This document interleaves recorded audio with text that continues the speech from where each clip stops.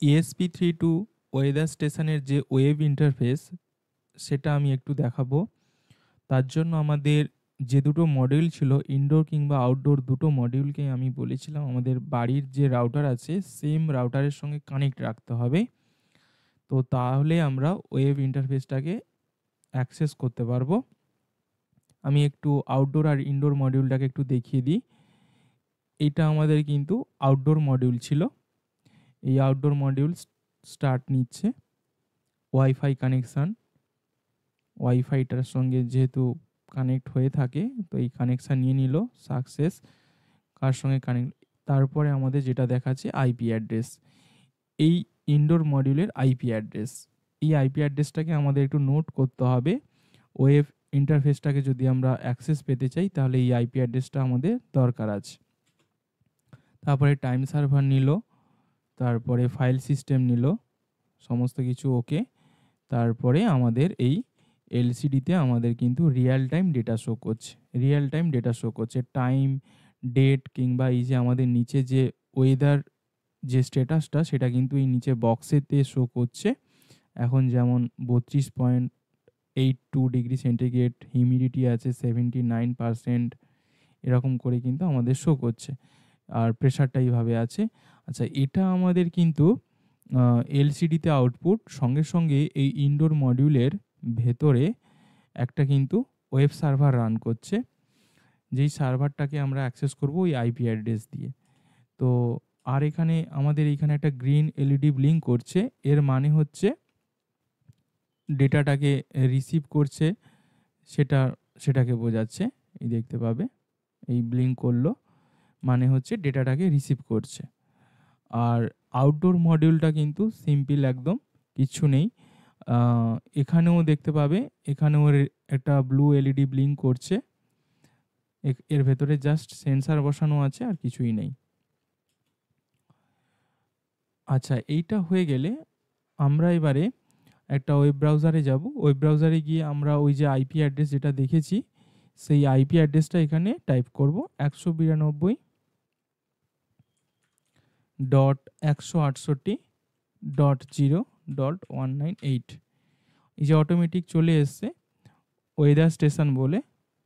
তো আমি যদি এটাকে এন্টার করি তাহলে আমাদের এইরকম একটা জিনিস আসবে। আচ্ছা, এখানে আমাদের অলরেডি আগে দেখেছো যে এই টেবিলটা ছিল, এই টেবিলটাতে আমাদের রিয়েল টাইম ডেটা শো করে।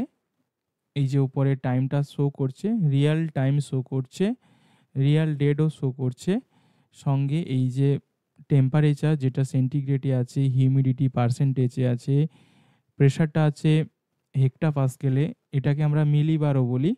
তো সমস্ত ভ্যালু কিন্তু শো করছে। আর একটা জিনিস এখানে বলবো, অল্টিটিউড যেটা যেটা তো মিটারে শো করছে, সামনে দেখো রিলেটিভ কথাটা আমি অ্যাড করে রেখেছি। অ্যাকচুয়াল হচ্ছে এই অল্টিটিউডটা কিন্তু আমাদের কোনো রিয়েল ভ্যালু নয়, এটা কিন্তু আমাদের রিলেটিভ ভ্যালু। কারণ এই অল্টিটিউডটা আসছে প্রেশার থেকে, প্রেশার থেকেই অল্টিটিউডটাকে একটা ভ্যালু নিচ্ছে, একটা ক্যালকুলেট করে একটা ভ্যালু বের করছে। আমরা জানি অল্টিটিউড যদি বাড়ে প্রেশার কিন্তু কমতে থাকে, তাই না? তো সেই হিসাবে এখন দেখো অল্টিটিউড দেওয়া আছে -9 মিটার। মাইনাস কেন যদি একটু বলি, আমরা স্ট্যান্ডার্ড প্রেশার জানি 1013 মিলিবারের মতো থাকে 1013, তো সেখানে প্রেশারটা হয়ে আছে 1014। তার মানে বোঝাচ্ছে যে প্রেশারটা আমাদের বেড়ে গেছে। প্রেশার বেড়ে গেছে মানে আমরা কিন্তু সি লেভেল থেকে একটু ডাউনে চলে গেছি। কতটা ডাউনে গেছি? -9 মিটার।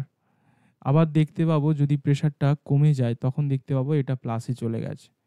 তো সেই কারণে আমাদের এই অল্টিটিউড ভ্যালুটা কিন্তু রিলেটিভ, কিন্তু বাদবাকি টেম্পারেচার, হিউমিডিটি, প্রেশার এগুলো কিন্তু একদম অ্যাকচুয়াল ভ্যালু। চাইলে আমরা মোবাইল ডিভাইসের সঙ্গে আমরা এটাকে ট্যালি করে দেখতে পারি। একদম অ্যাকচুয়াল ভ্যালু, যেটা 3 সেকেন্ড অন্তর অন্তর আমাদের আপডেট নিচ্ছে।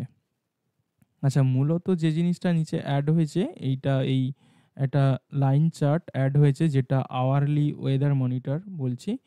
তো এখানে দেখতে পাচ্ছ আওয়ারলি কেন না, এটা আমাদের পুরো 24 ঘন্টা ডেটাকে রেকর্ড করছে।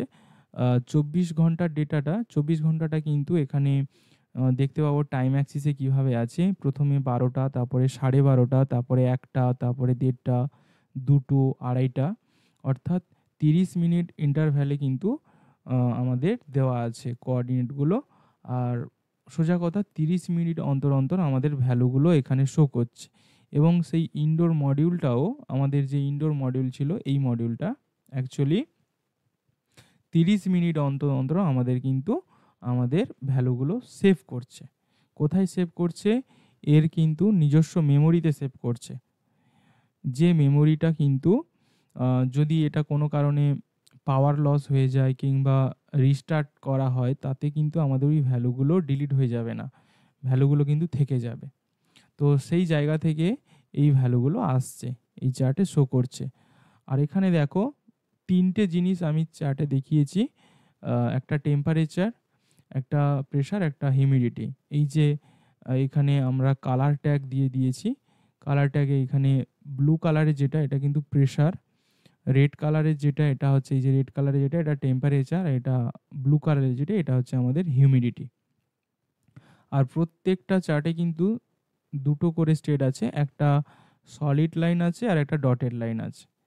সলিড লাইনটার মানে হচ্ছে আমাদের প্রেজেন্ট ডেটা। প্রেজেন্ট ডেটা মানে রাত 12টা থেকে এখন বাজে কটা? এই এখন দেখো 9:59। 9:59 মানে 10টা যেহেতু বাজেনি, তো 9:30 পর্যন্ত ডেটা নিয়েছে। এই দেখতে পাচ্ছ, 10টা বাজলে আবার নিয়ে নেবে অটোমেটিক্যালি। তো এই পর্যন্ত ডেটা নিয়েছে। আর এই যে ডটেড লাইন, এটা কিন্তু আমাদের গত দিনের ডেটা, লাস্ট ডেটা।